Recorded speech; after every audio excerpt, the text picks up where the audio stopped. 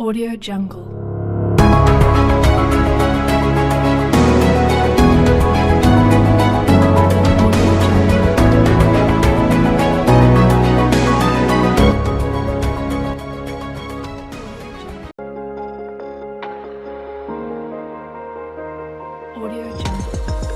President Mohamed Bazoum is a popular president in the West.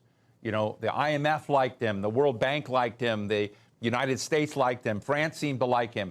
I would like our listeners to understand the gap in the popularity of someone like President Bazoum and performance, and what is going on that makes that revolution, that coup as we see it in Niger, a different story than we're seeing. The performance that you're talking about is the performance of what Nigerian minerals are doing to French education, to French healthcare, to French infrastructure. You tell me, why is it that 95% of Nigerian uranium is powering over 30% of France, while over 70% of Nigerians have no electricity? How is that okay? How is even President Bazoum proud of himself with that fact? There is no development in Niamey. I was in Niamey a few years ago when we had the AU summit. It was pitiful to see the level of underdevelopment that Niger has. There is no development in Niger. Let's make no mistake about it. Niger is the second poorest country in Africa, in the world, in fact. So how can President Bazoum be proud of himself? What development is he talking about? You're talking about developing France? There is no development in Niger, one of the poorest countries on earth. And of course, IMF would love them. World Bank would love them. France would love him because he is allowing the pilferage, the exploitation to continue.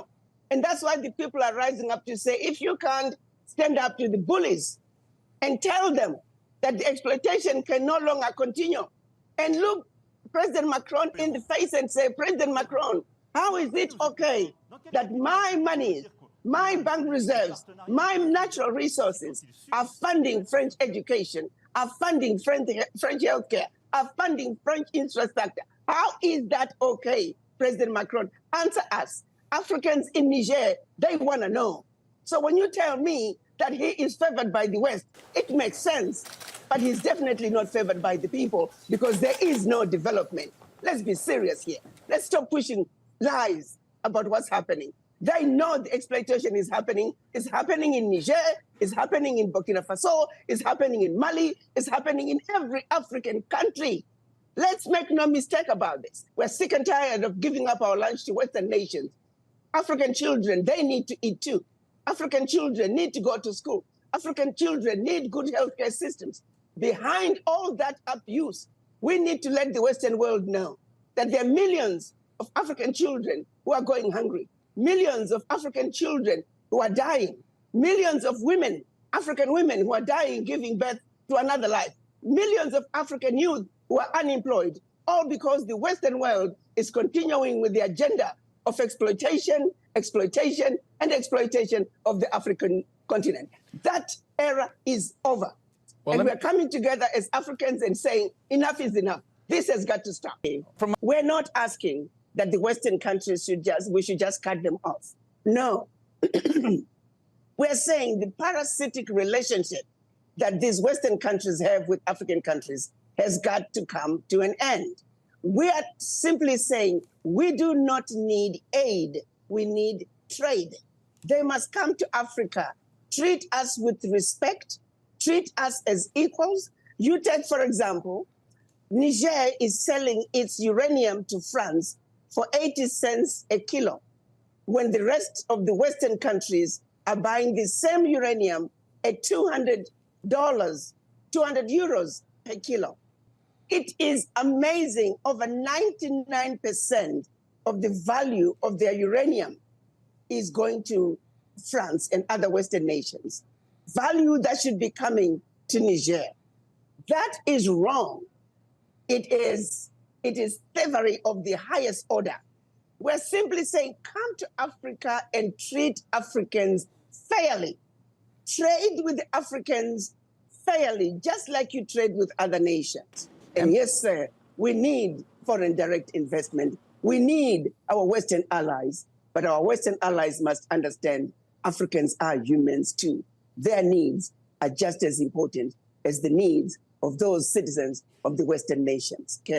I would advise all of them that this is again time, like I used in my last interview with you, that it's time for all of them to call for timeout if this was a basketball game. Now, I'm going to start with the United States. The United States is actually in a very interesting position when it comes to their relationship with France. France is like a wounded shark. France is like a wounded elephant. You know, like the going says, when you are swimming with the sharks, when one starts to bleed, you get out of the water. My advice to the United States would be, France is bleeding really, really badly. France is wounded really, really badly when it comes to its relationships with Africa. So I would advise the United States to get out of the water, distance yourself from France, because you do not want the negative sentiment, really bad sentiment that the Africans have about France to bleed over to you, the United States, who I still feel that they're in a very good position to take a leading role in their relationships and trade relationships with Africa. So to the United States, I say, France is bleeding, get out of the water. To the rest of the other nations, they've already picked up and realized on it. China, for example, China picked up on the mistakes that were being made by the Americans, the mistakes that were being made by the European nations. So China decided, we'll make it easy for African countries to access funding. So that's why you'll find a lot of infrastructure projects are being built by China, because they realize where the Americans, the Europeans, are dropping the ball, and they're coming in with a different strategy. And therefore, it has been easier for China to woo the Africans to their side, because they're doing things differently from what the Americans and the Europeans are doing. So to the United States, I say, look at the mistakes that France has made. Do something different. Revisit your American policy when it comes to Africa. And the United States still stands a very good position to win the Africans over, but this time, win them the right way.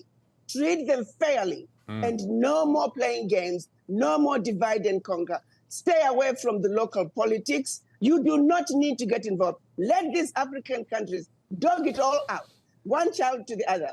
I like to say opposition parties, ruling parties, they are children of the same mother fighting for their breast milk. Let them fight for their mother's breast milk alone, without interference. So the US is very good at interfering with electoral processes in Africa. That's a bad precedent, because sooner or later, everybody is figuring it out. Right. Then you become the enemy. So stop it. Stay out of local politics. To Russia, again, Russia is looking and saying, where is the West going wrong? They are coming in, they see a weakness. Russia came in during the liberation wars in Southern Africa, in South Africa, in Zimbabwe, Namibia, Mozambique, Angola, all those African countries that attained independence through liberation wars. Russia and China came in and realized that the Western world were on the wrong side of the equation. So they came in to say, if we're going to go and win these people over, let's support their struggles, because truly, Russia came in to support these African nations when they really needed help. So you can't blame them. They found an opening, and they supported a cause that was just, that was right, that was needed. And therefore, you see that Russia is being accepted because of what they have done in the past, historically.